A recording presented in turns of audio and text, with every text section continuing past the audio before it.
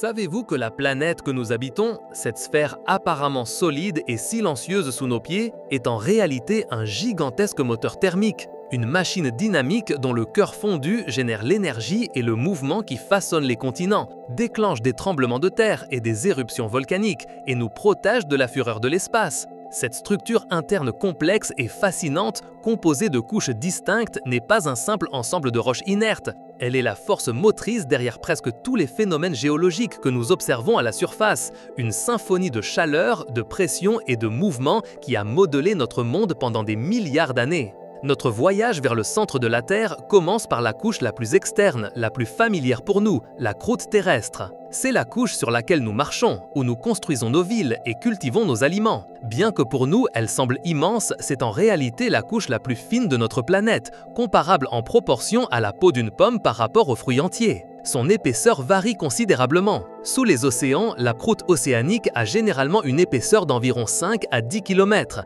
tandis que la croûte continentale, qui forme les continents et les plateformes continentales, peut atteindre jusqu'à 70 km d'épaisseur dans certaines zones montagneuses, comme sous la chaîne de l'Himalaya, le système montagneux le plus élevé du monde. La croûte océanique est principalement composée de roches volcaniques sombres et denses, comme le basalte, riche en fer et en magnésium. D'autre part, la croûte continentale est moins dense, plus ancienne et est formée d'une plus grande diversité de roches, principalement granitiques, riches en silicium et en aluminium. Cette différence de densité est cruciale, car la croûte continentale, étant plus légère, flotte plus haut sur le manteau sous-jacent que la croûte océanique. La croûte n'est pas une pièce unique et ininterrompue, elle est fragmentée en plusieurs plaques tectoniques de gigantesques puzzles qui flottent et glissent lentement sur la couche plus plastique qui se trouve en dessous. Ces plaques se déplacent à une vitesse similaire à la croissance de nos ongles, d'environ 2 à 10 cm par an. Ce mouvement apparemment lent est responsable de la majeure partie de l'activité géologique de notre planète. Par exemple, la plaque Pacifique, la plus grande de toutes, se déplace vers le nord-ouest à une vitesse d'environ 8 cm par an. Lorsque ces plaques entrent en collision, se séparent ou glissent l'une à côté de l'autre, l'énergie accumulée est libérée sous forme de tremblements de terre. Un exemple dramatique fut le tremblement de terre de 1960 au Chili, le plus puissant enregistré instrumentalement avec une magnitude de 9,5 sur l'échelle de Richter, causé par la subduction de la plaque de Nazca sous la plaque sud-américaine. Sous la croûte se trouve le manteau, la couche la plus volumineuse de la Terre, constituant environ 84% du volume total de notre planète. Le manteau s'étend depuis la limite inférieure de la croûte à une profondeur variante entre 5 et 70 km jusqu'à la limite supérieure du noyau externe à environ 2900 km de profondeur. Il est principalement composé de roches silicatées riches en fer et en magnésium, mais à la différence de la croûte, ces roches se trouvent dans un état semi-solide, ce qui leur confère une caractéristique très particulière. Elles sont capables de s'écouler lentement sur des millions d'années. Cette propriété est ce que nous appelons la plasticité. À l'intérieur du manteau, nous distinguons plusieurs subdivisions. La partie supérieure du manteau, avec la croûte, forme une couche rigide connue sous le nom de lithosphère, qui a une épaisseur moyenne d'environ 100 km. Sous la lithosphère se trouve l'asténosphère, une couche cruciale et beaucoup plus ductile, située entre 100 et 700 km de profondeur. Dans l'asténosphère, les températures et les pressions sont si élevées que les roches, bien que toujours solides, sont suffisamment chaudes pour se déformer et s'écouler très lentement comme un asphalte très épais et chaud. Ce flux visqueux est le moteur des plaques tectoniques. La principale façon dont la chaleur est transférée à travers le manteau est la convection. Imaginez une marmite d'eau bouillante. L'eau chaude du fond monte, se refroidit à la surface et redescend. De même, dans le manteau, la chaleur provenant du noyau terrestre chauffe les roches profondes, qui deviennent moins denses et remontent lentement vers la surface. À mesure qu'elles s'approchent de la croûte, elles se refroidissent, deviennent plus denses et redescendent vers les profondeurs, créant de gigantesques cellules de convection. Un cycle complet de ce mouvement peut prendre des dizaines, voire des centaines de millions d'années.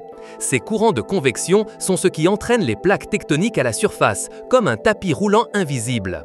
Par exemple, au niveau des dorsales océaniques, comme la dorsale médio-atlantique où les plaques se séparent, le matériau chaud du manteau monte, se solidifie et forme une nouvelle croûte océanique poussant les plaques existantes. En revanche, dans les zones de subduction, comme la fosse des Mariannes, le point le plus profond des océans, une plaque océanique plus dense s'enfonce sous une autre plaque, ramenant le matériau de la croûte dans le manteau profond. Ce processus ne fait pas que recycler les matériaux, il est aussi l'une des principales causes des tremblements de terre les plus puissants et de la formation de chaînes de montagnes volcaniques, comme la cordillère des Andes en Amérique du Sud. Au-delà de l'asténosphère se trouve la mésosphère, qui s'étend de 700 km jusqu'à 2900 km de profondeur, juste avant le noyau. Dans cette région, la pression est si immense que les roches, bien qu'encore très chaudes, sont beaucoup plus rigides que dans l'asténosphère en raison de la compaction extrême. Cependant, la chaleur continue d'être transportée à travers elle par un flux très lent. L'existence et la composition du manteau ont été étudiées principalement par la sismologie. Les ondes sismiques générées par les tremblements de terre voyagent à travers l'intérieur de la Terre et changent de vitesse et de direction en rencontrant différents matériaux et états de la matière. Les scientifiques peuvent analyser comment ces ondes se réfractent et se réfléchissent pour créer une carte des couches internes. Par exemple, la discontinuité de Morovičić ou MO marque la limite entre la croûte et le manteau, détectée pour la première fois en 1909 par le sismologue croate Andrija Morovičić, qui a observé un changement abrupt dans la vitesse des ondes sismiques à cette profondeur. En nous enfonçant encore plus au cœur de notre planète, nous atteignons le noyau, la couche la plus interne et la plus énigmatique de la Terre. Le noyau est divisé en deux parties, le noyau externe et le noyau interne. Le noyau externe est une sphère de métal liquide qui s'étend d'une profondeur de 2900 km jusqu'à environ 5100 km. Il est composé principalement de fer fondu et de nickel avec une petite proportion d'éléments plus légers comme le soufre ou l'oxygène. La température dans cette couche est extrêmement élevée, estimée entre 4400 et 6100 degrés Celsius, comparable à la température de la surface du Soleil. Malgré ces températures extrêmes, la pression est si colossale qu'elle empêche ces métaux de se transformer en vapeur, les maintenant dans un état liquide très dense. La caractéristique la plus fascinante du noyau externe est son état de mouvement constant.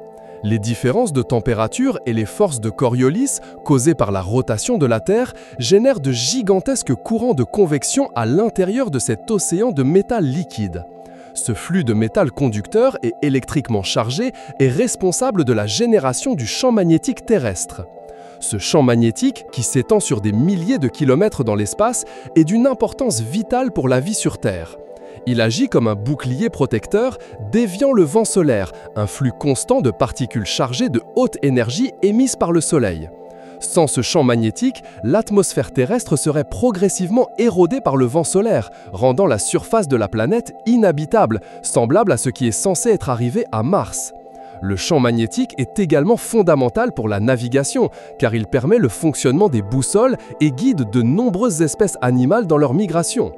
Les aurores boréales et australes, ces spectacles de lumière dansante au pôle, sont le résultat visible de l'interaction de ces particules solaires énergétiques avec le champ magnétique terrestre, étant canalisées vers les pôles où elles entrent en collision avec les gaz de l'atmosphère supérieure. Le champ magnétique terrestre n'est pas statique. En fait, il a subi des inversions complètes au cours de l'histoire géologique, où les pôles magnétiques nord et sud s'inversent. Ces événements se produisent tous les plusieurs centaines de milliers d'années, la dernière inversion majeure ayant eu lieu il y a environ 780 000 ans. Enfin, au cœur même de notre planète, nous trouvons le noyau interne. C'est un monde d'extrêmes, une sphère solide de fer et de nickel qui s'étend de 5100 km de profondeur jusqu'au centre de la Terre à environ 6371 km.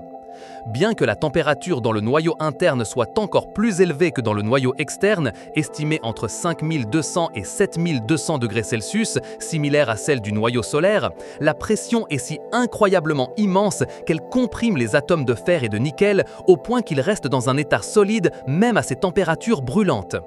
La pression au centre de la Terre est d'environ 3 600 000 fois la pression atmosphérique à la surface, une force inimaginable qui compacte les métaux en une sphère dense et compacte. Le noyau interne n'est pas un élément statique. En fait, on pense qu'il tourne légèrement plus vite que le reste de la planète, complétant une rotation supplémentaire tous les 700 à 1200 ans par rapport à la surface.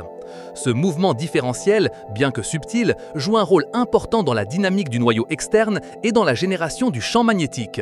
L'existence d'un noyau interne solide fut proposée pour la première fois en 1936 par la sismologue danoise Inge Lehmann, qui observa comment les ondes sismiques se comportaient différemment en traversant cette région centrale, suggérant un changement d'état de liquide à solide. L'énorme pression dans le noyau interne aide également à stabiliser la dynamo qui génère le champ magnétique. La chaleur du noyau est le moteur principal de toute la dynamique terrestre. Cette chaleur résiduelle de la formation de la planète, ainsi que la chaleur générée par la désintégration radioactive d'éléments tels que l'uranium, le thorium et le potassium dans le manteau et le noyau, s'écoule vers l'extérieur, entraînant les courants de convection dans le manteau qui, à leur tour, déplacent les plaques tectoniques. C'est une chaîne d'événements interconnectés qui commence au centre ardent de la Terre et culmine dans les paysages que nous voyons et les événements géologiques que nous expérimentons à la surface. Les interactions entre ces couches sont continues et fondamentales pour la vie sur Terre. Par exemple, la subduction, où la croûte océanique s'enfonce dans le manteau, ne cause pas seulement des tremblements de terre et du volcanisme, mais est également un processus vital dans le cycle du carbone à long terme. En entraînant des sédiments et des roches carbonatées vers le manteau, la subduction aide à réguler la quantité de dioxyde de carbone dans l'atmosphère sur des millions d'années, influençant ainsi le climat mondial.